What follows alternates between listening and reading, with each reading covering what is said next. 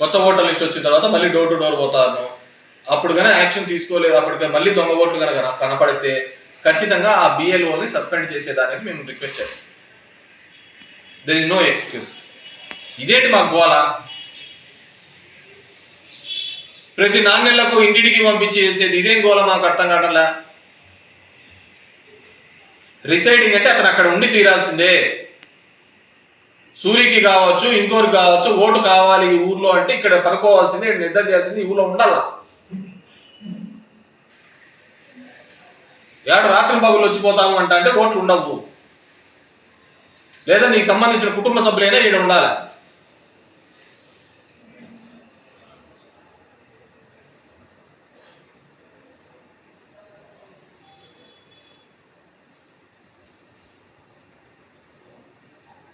So దయచేసి all party వాళ్ళకు, పత్రికల విలేకరులకు అందరికీ కూడా దొంగ ఓట్లు అలా ఎక్కించే వారు ఏదైనా ఉంటే కూడా ఖచ్చితంగా వెలుగులోకి తీసుకొని రండి, దాంట్లో తప్పు లేదు. కానీ అది ఒక పార్టీ వాళ్ళు చేసినారు అని నింద మోపడం మాత్రం తప్పు. వాటి మీద యాక్షన్ తీసుకోమని చెప్తున్నాము. అందరికంటే ముందు రెస్పాండ్ అయినా నేను ఎంక్వైరీ చేయించిన తర్వాతనే మిగతా పార్టీలు తిరిగినాయి.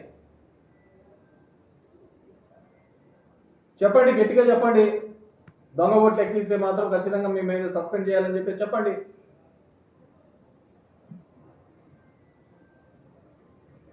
అండ్ బిఎల్ఓలు కూడా మీరు కూడా జాగ్రత్తగా ఉండాలి. బూత్ లెవెల్ ఆఫీసర్స్ ఎవరు ఒత్తిడి మీదకో లేకుంటే మీ అలసత్వం కోసమో ఏడబోతావులే కరెక్ట్గా ఉంటాయిలే అని 4 గోడల మధ్య మాత్రం కూర్చొని ఓట్లు ఎక్కించే కార్యక్రమం కానీ ఇవి చేసే ఓటు తీసేసే కార్యక్రమం చేస్తే మీరు ఖచ్చితంగా ఉద్యోగాలు కోల్పోతారు, మీరు జైల్లోకి పోతారు. దాంట్లో ములాజేం లేదు.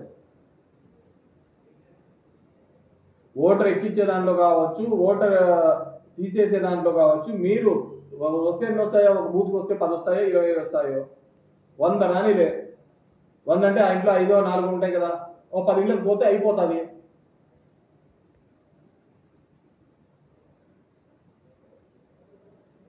దెర్ ఇస్ నో ప్రెజర్, ఎవరి మీద ఎటువంటి ఒత్తిడి లేదు. ఇది ఎట్లా తయారవుతుందంటే మేము ఇప్పుడు ఎంక్వైరీ చేసింటాం, మళ్ళీ ఓటర్ లిస్ట్ వస్తానే మళ్ళీ సీరియల్ నెంబర్ మార్పెట్టాలి, మళ్ళీ దానికోసం మళ్ళీ గ్రౌండ్ లెవెల్కి పంపించాలా. కానీ మేము 20 సార్లు తిరుగుతున్నాం, ఒకసారి ఒక బిఎల్ఓ పోయి ఇంటికి పోయి తిరిగితే అయిపోదా?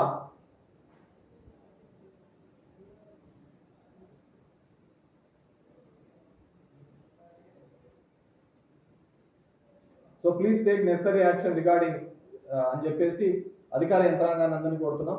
All political parties, all papers, దాంట్లో ఏం ములాజేం లేదు. ఈ గుణాలు ఇప్పుడే మళ్ళీ పెద్ద యురేకాని ఇన్వెస్టిగేషన్ చేసినది కాదు, మేము ఎప్పుడో చేసి ఇచ్చిన కంప్లైంట్. ఎప్పుడు ఏ హాయంలో ఎక్కించినారో చూడమనండి, ఓటు ఎప్పటి నుంచి ఉందో చూడమనండి.